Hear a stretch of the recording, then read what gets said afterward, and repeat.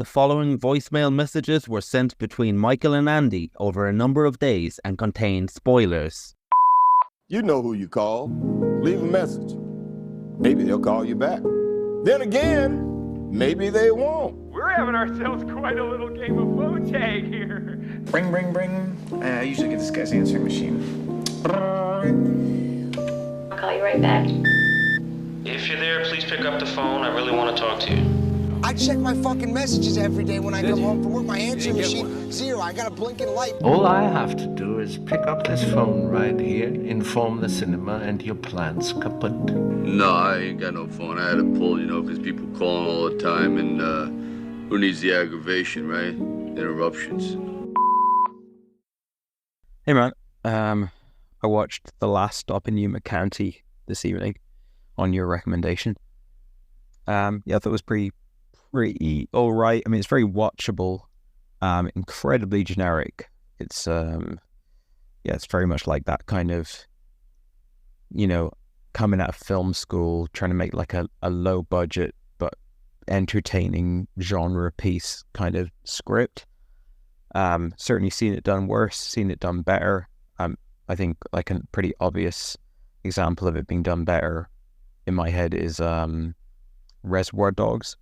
Like that, like let's just get a bunch of characters, stick them in a room, put them in a situation, turn up the heat, and then let's see what happens. Let's see how it goes. And obviously both films being kind of like set after a heist or a robbery or whatever.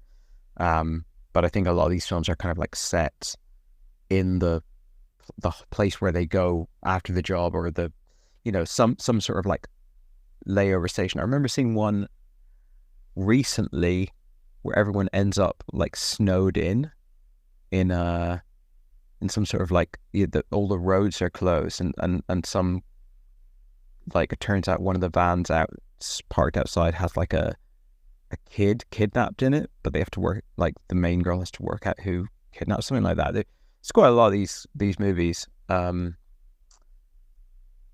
as those go, it's an all right one. Jim Cummings, I've only seen in was it Thunder Road? Was that the name of the movie where he plays a cop? Where I thought he showed a lot of potential, but was very like a bit too over the top, almost like the American Office type of like camp. This was a much more understated performance from him, which was refreshing, and definitely like leveling up in that regard. And like pretty much everyone in the movie I'd like seen in one or two things. It was like that kind of, it wasn't quite like, other than, is it Donald Faison or Faison Love? I forget the name of the guy, but he's in a lot of things. But there is, for the most part, it was like people that I've seen in maybe like two things, and whose name I wouldn't know. So that was kind of nice. Like I kind of like that thing where it's like, instead of just like a rogues gallery of character actors that you've seen in like 20 things, which is obviously great, sometimes that lower budget version of that is like everyone you've got kind of some reference point for, but you not even necessarily remember what you've seen them in. What else? I thought at the beginning of the movie was like, this is Bad Times at the El Royale, like big time, similar era, similar kind of focus on like Americana, and you can tell right from the very, very beginning that like it's like thriller stuff is going to go down. It doesn't matter that it's just like a guy pulling up outside like a diner or whatever. This is a thriller, and that's very much Bad Times at the El Royale, where it's like kind of like quiet scene setting, like slow burn, but like we're only here because things are going to escalate. But I find with a lot of these movies, the cool slow burn early scenes of like people just like kind of walking into the diner, taking a look around, looking left, looking right, talk to the waitress, how's the coffee, like that kind of like, every line of dialogue is kind of wasted with like, are they noticing something, or what's the person, what kind of personality do they have, and like really trying to gradually tease out the tension and the stakes and the scenario. Like you can't overdo that. You can't like this movie does that for the first half of the movie, and then has a big explosive sequence, and then it continues from there. But I felt like they rode the slow burn stuff a little bit further than it actually had the material to ride it for. Like, you could ride it for the whole movie if you got enough kind of tricks up your sleeve. But the only really cool trick that the movie had in its opening half, like in the slow burn half, was the waitress writing help and putting the sugar, loads of sugar and things. Like, little ideas like that would have really gone a long way. But it was kind of coming up short. They had the Bonnie and Clyde couple who like arrive and notice the VAT, like notice that it's the bank robber's car before they even enter, and they got the opportunity to like jimmy open the trunk. But Faison comes out and interrupts that pretty quickly, and then they're just in the mix. So yeah, it didn't have enough tricks up its sleeve to be like as fun as it could have been, and it didn't have enough gravitas to be Coen Brothers, Tarantino, like the more like there wasn't much to sink your teeth into. So it's quite surfacey and fun, almost like a TV episode, or like a, not Outer Limits or Twilight Zone because they're sci-fi, but you know what I mean, that kind of like anthology show. Let's see what happens. Let's see what goes down. As I was watching, I was thinking like there's sort of like 3 levels where you got like YouTube content, you got TV content, and then you've got movies. And it didn't quite get to that movie sheen a lot of the time. Sometimes it did. I thought it was brilliant that they had an actual real explosion at the end. That went a long way. And then I guess the other big thing about the movie is it does what almost all movies of this ilk do, including some of the best ones, which is descend into everybody dies. Everybody, through some mishap, through some, wrong place, wrong time, shooting a gun in the wrong direction, ricocheting bullet, whatever it might be, that the plot will eventually be everybody dies, because it's such a clusterfuck bad situation that everybody dies. And that's just like one of my most hated ways of resolving a movie. Like, even though some movies I love do it, and I think that there's occasionally a kind of satisfying way you can do that in terms of like the thematic weight of it, and just the way that you position the whole movie can very occasionally render it satisfying that everybody dies and that's the outcome. But more often than not, it just feels like a really lazy, uninspired way of ending the movie. Even though it was done somewhat entertainingly here. There's a few things, like when he shoots the gun in the air and it just clicks. That was really cool. And like I said, the explosion was cool. Like the fact that the explosion happened and the fact that truck was like right where he ran out of gas was like, what are we doing here? But yeah, it's funny, we never got to find out what he'd written on his little napkin, or did we? Let me know if you got any insight on that. But yeah, it's not misspent time, that movie. It's very watchable, although it felt it did drag a bit in the first half, and it could have been a little bit shorter as a movie. But it's also not the most memorable thing, and yeah, just didn't have enough individual personality. But I've seen much worse versions of this movie before. What did you think? Hey man, just getting back to you about the last stop in Yuma County. I've seen the movie at this point about like a week ago. So obviously after 2 days, there's a level of memory that just I don't have anymore. From what I remember, I did say to you that when I recommended it, at least I hope I did, that it's a good movie to like put on when your brain is dead. And just kick back and watch a bit of mayhem unfold. I hope I said that. Having said that, I did like it more than you, and I'm gonna sound like I have a bit more like recollection than I actually do, because I'm actually at my work desk and not doing a walk like when I'm often recording my messages to you. So I actually do have the Wikipedia page open in front of me, but yeah, I feel that in regards to your comment when you were saying it's how long can this movie keep things going, I think it does a good job, but at the same time, it's a 90-minute movie, and it does seem to drag at times. But I really like the whole setup and the central conceit that everyone has arrived at this dead-end town, at this like gas station. It's not even a town, sorry, at this dead-end county, like looking for gas. Like, that's such a great setup. And there's this one diner for miles around, and we've all been in that situation. I did a lot of removals, and you did a lot of traveling, and there has been situations where I'm pretty sure from talking to you that you've definitely been in this situation. Like, actually, we hitchhiked together and were stranded at many a diner and things like that. But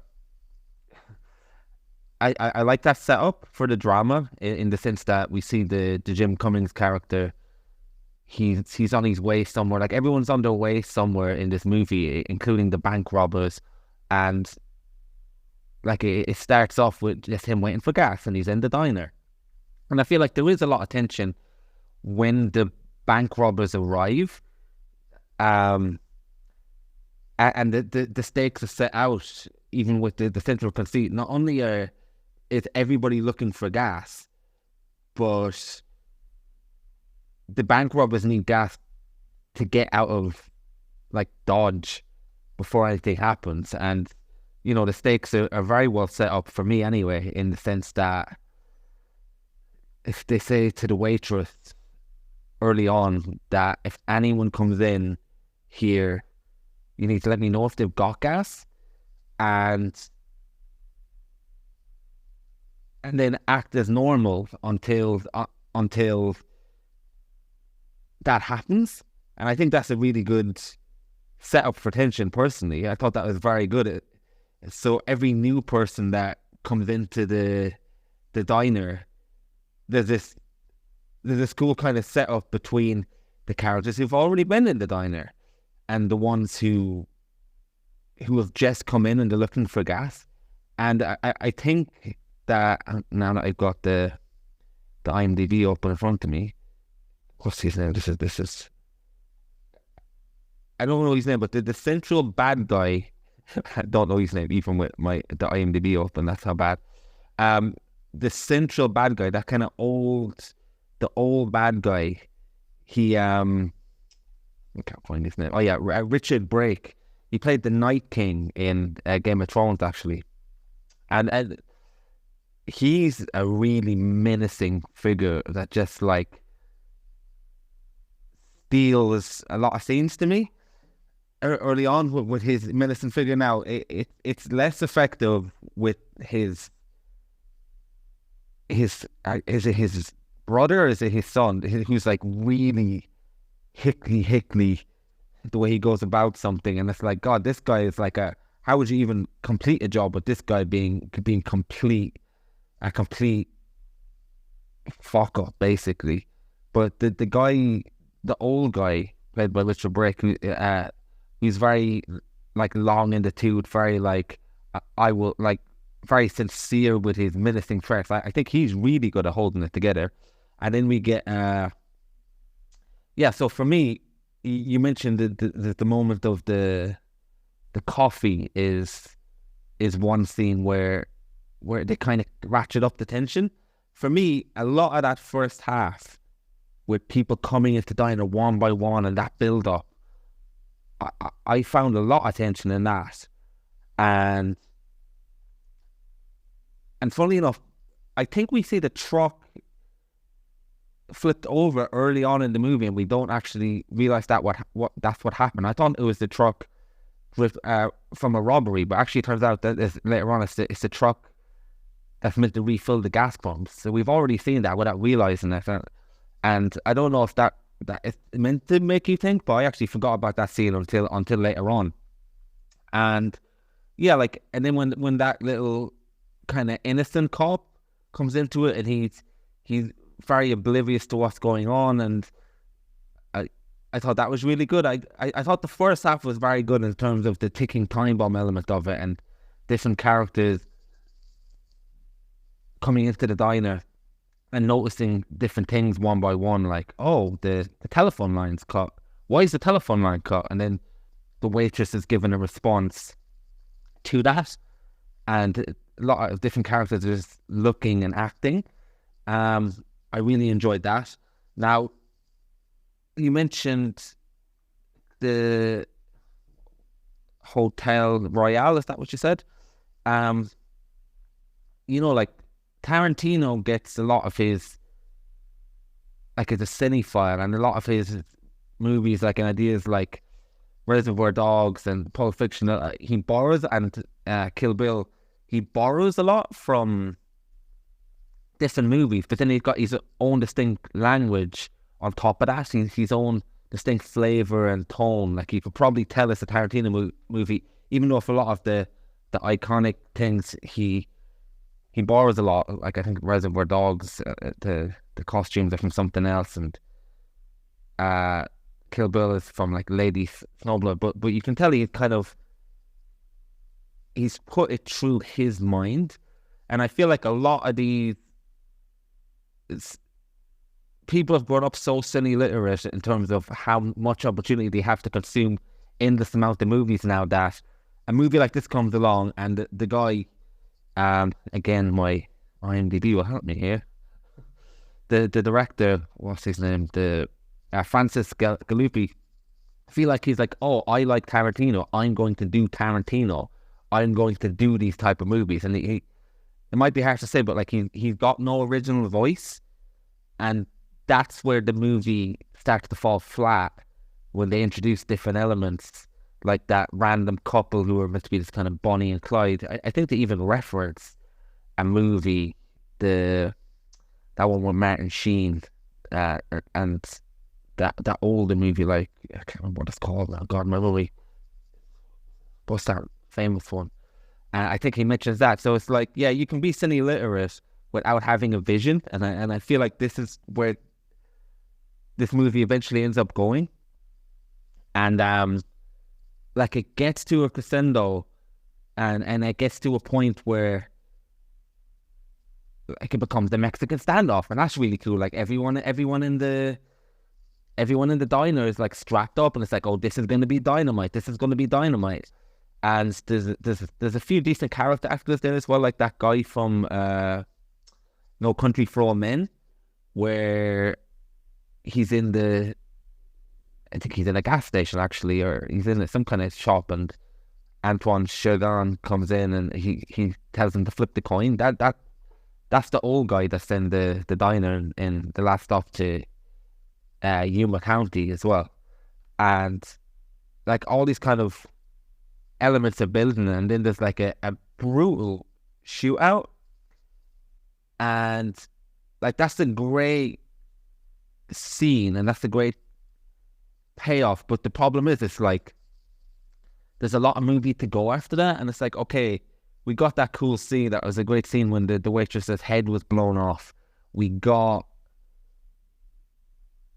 the head bad guy now has got shot in the neck. Okay, where's this movie going to go now? And it's interesting for a moment, where you're thinking, okay, oh, that's interesting.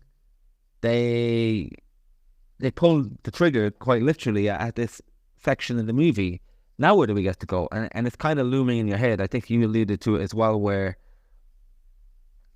it's it feels like a doomed mission, but it also feels like a single location movie at this point, which is cool and which I always like, and which gives a lot of points. But you're starting to feel, okay, number one, they're not going to get away from this place.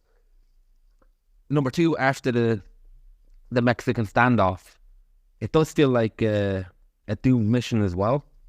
So when it comes back into focus on the Jim Cummings character, he's thrust into a situation where, again, you believe it up to a point where he decides to grab the money that's in the boot at this stage, or at least I think it is, and he sees his chance to get away with the money, and you're like, okay, I kind of believe that you could do that in that situation. You might be chancing your luck. But then another couple shows up, and again, that kind of ratchets the tension for me a significant bit. Oh, what's he gonna do? And then it becomes something where, okay, now this movie is showing things that I don't even believe the filmmaker has thought through. Like, obviously there's a filmmaker's vision, and then there's what we see as the audience, and it gets so muddled because it's quite weak at that point where, okay, is it saying anyone can do these things in these situations? Anyone can kill someone? Anyone can be a robber? Anyone can, like, is it greed corrupting people? It's like none of these things are thought through in the slightest, or are any bit interesting after they've killed the tension of this movie. For me anyway, it sounds like you didn't have much tension beyond a certain point at all. And then it becomes less and less interesting after he kills the couple, and I think it's accidentally from what I remember. I think it's a bit of a struggle, and then he goes back and gives a fatal blow or something like that from recollection. And it's like, okay, so now he's just murdered them. Now everyone's a murderer to an extent. Like this salesman can be a murderer. He's trying to get away with the money. Now I'm kind of less interested in this because I don't buy it. The tension has disappeared. The most interesting bad guy menacing presence has disappeared. Like, where's this going to go now? The movie really ran out of steam, and then it just abandoned its premise that, like you said, it could have kept on going for as long as possible. It should have been the whole movie, really, and it should have kind of ended with the Mexican standoff.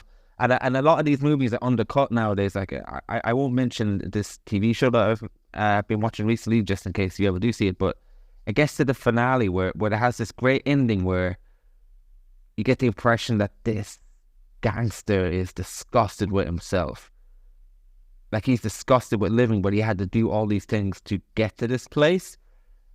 And that's the great way to end the character. And then they literally get him killed stupidly in the next scene because it's the finale, whatever. Great. And it's like, no, can we leave something at a more interesting place where, no, this guy doesn't get killed. He is the big bad and he gets to live. But we already established he hates himself. That's like poetic justice or whatever they call it. And in this, it's like, we don't need this guy to die. Maybe it is better if he gets away with it, and the final scene is him getting to where he wants to go, and which I think is his daughter's birthday, and he's just sitting down at his daughter's party after all he's done or something. Like, it kind of really undercuts it if everyone dies all the time. I think literally everyone ends up dying in this movie, and it's almost always the most least interesting route to leave a film. Yeah, I'm glad you kind of clicked into the movie a little bit more than I did. I do think a movie like this, which is a little bit shaggy and a little bit kind of generic, imperfect, it relies to some extent on how much patience you have in the movie, or how much you kind of are in the right mood or whatever, because it's decent, it's a good little flick, but it's also like so uninspired, and other than a couple of nice tricks up its sleeve, It's just a kind of by the numbers version of that movie, albeit competently made and, well acted and whatnot. So I think I was just hoping for a little bit more invention from it. And there are one or two glimmers of that, but kind of left me wanting. But I got through it easy enough. I'm surprised to hear you say it's 90 minutes. It felt longer than that. And I think the first half of the movie, where kind of nothing happens, it's just sort of setting the scene. That worked more for you, and you felt the tension more than I did. I do agree that it's the setup of it's set at a gas station that's run out of gas, and it's 100 miles to the next one, which I guess is possible in the 60s or whatever, whenever the movie's set. So anyone who pulls in and stops for gas has to just stay there. That's a good idea. It's kind of a mishmash of some good ideas, loads of just kind of cookie cutter, this is what you do in a movie like this, and then some stuff that didn't work for me. You mentioned the young police officer as something that did work for you. I felt he was kind of a weak link of the movie.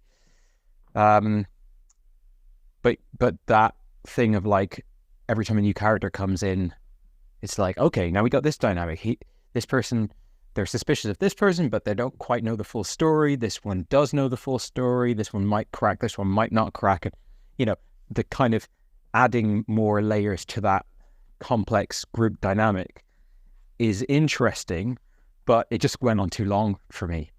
Whatever it is, 45 minutes or something, where I feel like we've had, I don't know, you could say this is the point of it, and it didn't seem to bother you, but I just feel like we had enough people had come in where I wasn't really getting much extra value out of the next people. And then when Bonnie and Clyde show up and he starts trying to get the trunk of the car open, it's okay, this is interesting. And then Faison Love or whatever he's called interrupts it, and well, that's not happening now.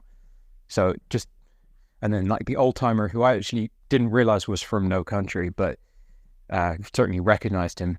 Now you say it, I can totally see him in that scene. Him and his wife bring nothing to the movie. Most characters, well, not most characters, but a number of characters don't really bring anything to the movie. I think Bonnie and Clyde don't really bring anything to the movie except for it is interesting as probably one of the good ideas in the movie that an innocent bystander teams up, albeit momentarily, with the baddies in that Mexican standoff. That was a cool novel idea. They don't really do much with it, and the coffee thing, which is probably my favorite idea in the whole movie, that's over within seconds. It feels like any time there's an interesting idea generated, there's not really they're not going to explore it very far before it just kind of reaches ahead. For example, Mr. Salesman, when he ends up being last man standing and he's in the situation where he's okay, I can now just call the police, or maybe no one ever knew I was here, and if I can get out of here, I've got all that money. That's interesting. That's just interesting on kind of a moral level, on a character level. There's a lot you could do with that. That could be the beginning of the movie, and you can make a Blood Simple type neo-noir out of it. But even then, it doesn't really feel like the movie has anything interesting. It doesn't grapple with that in terms of on a psychological level or anything. It just feels very shallow, everything in the movie to me. On the subject of the Night King dude, the baddie, the main kind of baddie, after seeing him as the Night King, which I know he's buried under lots of makeup and stuff, but I thought that was a fantastic performance. And then Barbarian, I thought that was an incredible performance. So I was actually almost a little bit let down by him. I thought he was fine in this, but in the small handful of times I've seen him, this was sort of a step down in a way, because maybe it's just a bit less interesting character. What even is his character? Everyone in the movie is just kind of a bit too one-dimensional. But But you need movies like this. I mean, I didn't remember you recommending it as like watch this sort of brain dead movie. And I think I do like just going on Amazon Prime or whatever, throwing on some like direct-to-video bullshit. Like that can work quite well. And you just sort of go, you know, this is just going to be, it's going to be charming in how obvious it is at every turn. Whereas this one, for starters, I presumed it was written and directed by Jim Cummings because that's kind of how I've known him to be navigating his career. So I was wrong on that score. But that had me expecting something a little bit more, with a bit more character, a bit more personality. And then, I guess the movie starts off like within probably 3 minutes, I said to my wife, this is really reminding me of Bad Times at the El Royale. And she said, I was thinking the exact same thing. So, and that's a movie that's got more cards up its sleeve. So I think I wasn't in the right mind frame to just take this movie completely on its own terms. And I was a bit more expecting something a little bit more subversive or interesting. But then had I known that all it is just like your kind of basic Pulp Fiction type, I don't mean Tarantino's Pulp Fiction, but that kind of like pulpy, just brass tacks thriller. On that level, it's decent. Have you seen anything else by the director or checked out like what they've done, what they've got on the horizon? Like, definitely wouldn't put it past this director to do something more interesting. What will probably happen now is they'll end up like making a Marvel movie next or something. But yeah, enough here to kind of get you through the movie and make me a little curious about parties involved. Who was the Richard Brake character in Barbarian? God, my mind is racing now with scenarios. It's not the person feeding the babies, is it? Or is he the guy that warns him leave the neighborhood? I can't even remember. Was he the guy with the prosthetic tits? Quite a jump from the Winter King. Is that what it's called? The Winter King? I will say I think that a bunch of people played the Winter King in the Game of Thrones. I think he only played 2 episodes. So I can't remember at this stage who was the original and what. But this is all information I knew retroactively. So this is my first encounter with him, for as far as I'm aware.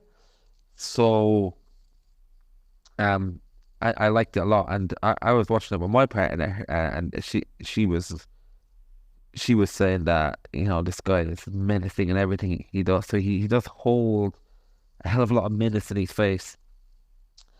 I don't think the director's done anything else. And I agree with everything you're saying, like, with regards to the stock characters, characters not adding anything. I guess the thing that held it all together to me, like I said, is I was really into the setup. And it kept with me for quite a while. Like, I always kind of, you said, like, when your brain's dead, kind of Amazon Prime movie. I always think movies like this are kind of very reliable, like Friday night movies, as well as, like, you don't want to be sitting down watching a Japanese window cleaner and following his life on a Friday night. I which, incidentally, there is a movie like that I want to watch soon. But you don't want to watch a movie like that on a Friday night when you're finished, a long, hard week of working, and you want to give your brain a rest. But you put on a movie like The Last Stop in Yuma County on a Friday night, and it's not boring. I mean, evidently it dragged a lot for you, but I think there's a lot to be said for a movie that just a lot of fucking shit happens. And that's enough, to have a good time with this movie. And like I said, I had a good time the first half of this movie, and then the second half kind of trailed off.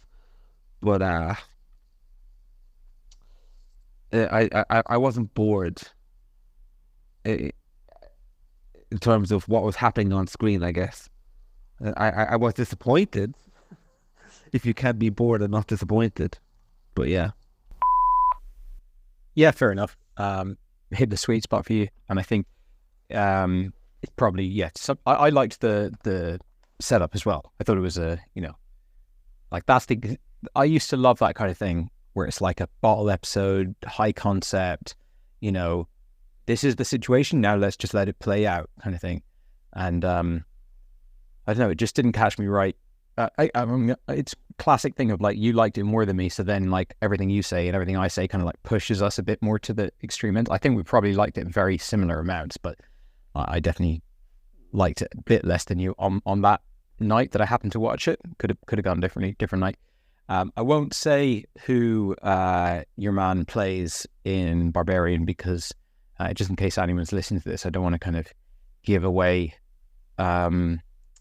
anything, but he has 2 scenes in Barbarian, and one of them is like one of the highlights of the movie in my opinion, and it's a case of him kind of like the Night King, not speaking much, being very understated but a very imposing kind of presence. And I feel like that's why he was hired for this movie, Last Stop in Yuma County, whatever it's called. But yeah, there just wasn't as much there for me. I actually thought his little hick brother was better. I thought he was more interesting. The older guy, yes, he's menacing for sure, but a little bit simplistically so. But I suppose that can be said about a lot of what's going on in the movie. Yeah. Okay, so he's not done anything else, this director. Yeah. See where he goes. I was thinking, like, is it John Watts that made Cop Car and then went on to make the Spider-Man movies? This has a little bit of the Cop Car about it. So hopefully this director steers clear of blockbusters for at least 1 or 2 more movies, although I'm sure the offers are coming in. I love the way you're like keeping it classy and be like, oh, I won't ruin Barbarian in case anyone hasn't seen it. I won't mention that scene. And me forgetting where the movie starts and where the movie ends up is like, he's not the scene where he's sucking from a CGI tit. Like that's now that I think about it, that's going to be quite a red herring for someone who hasn't seen that, but the damage is already done. Yeah. Regarding the director, like I won't be on the lookout for what he does next. But like you said, it might pop up. I mean, Marvel is like, it's like the drafts in the NBA, isn't it? It's like all these indie kind of mid-budget movie people get it swept up, and it's like, oh, you want to make a Marvel movie? That's good for your career. Yeah, I mean, we can only imagine the amount of interesting films that would have come out over the past couple of decades had the directors not decided to make Marvel movies. But yeah, that's an alternate universe or a multiverse in Marvel terms. Your mailbox is full. Please delete new or stored messages which you no longer need so that new messages may be received.